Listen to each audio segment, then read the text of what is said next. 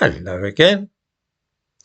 The BBC is always keen to brandish the name of the Windrush around whenever the opportunity presents itself, and they usually manage to link it in some way, however tenuous, with phrases such as historic injustice. Most white people steer clear of challenging this gambit, as it appears, for fear that they will be accused of being racist bigots.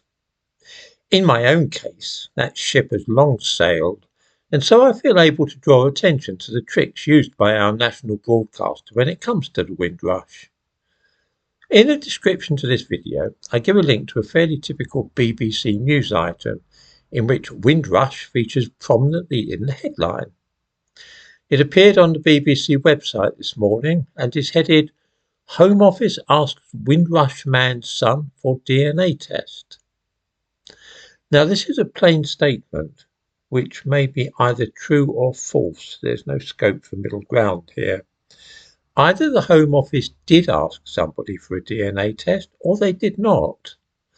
The BBC stated as a fact. It's actually untrue. The background to the case is that in 1965, an 8-year-old boy came to Britain from the Caribbean. This was, of course, over 15 years after the Windrush docked at Tilbury, kicking off the post-war wave of immigration from the islands of the Caribbean. However, by labelling everybody who came here from the Caribbean between 1948 and 1971 as the Windrush generation, it has been possible to maximise use of the iconic ship's name. Anthony Bryan, the boy who came here in 1965, was detained for a while in 2017 because he had not applied for a passport or claimed citizenship since he had moved to Britain as a child, which meant that he was obliged to prove his right of residence in Britain. He was later awarded some compensation for this mix-up, and now his son is also claiming compensation, which, to put the matter bluntly, sounds to me like a racket. Apparently his children were traumatised by not being able to see their grandfather when he was being held pending deportation. Before being acknowledged as eligible for compensation, though, the government wished to be sure that this really is the son of the man in question, and so he has been asked for evidence of his relationship to Anthony Bryan.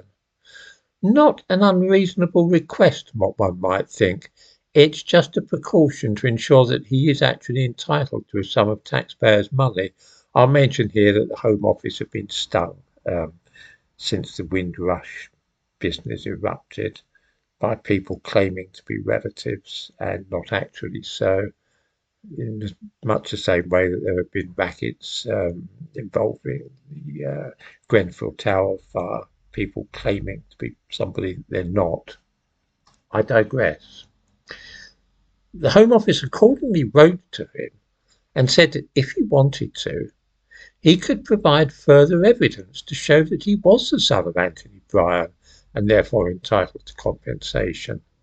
He could, if he wished to do so, voluntarily submit further evidence to support his application, such as postnatal, hospital, doctor, midwife records, nursery and primary school records, which named Anthony Bryan as his father. Otherwise, if he wanted, he could also send DNA evidence. Two things strike one immediately, and the first is that the Home Office have not asked for a DNA test, as the headline says.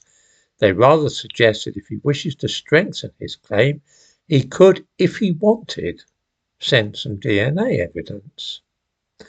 The second point is, of course, that this caution on the part of the government before dishing out large sums of compensation is standard practice and not limited to those connected with the so-called Windrush generation.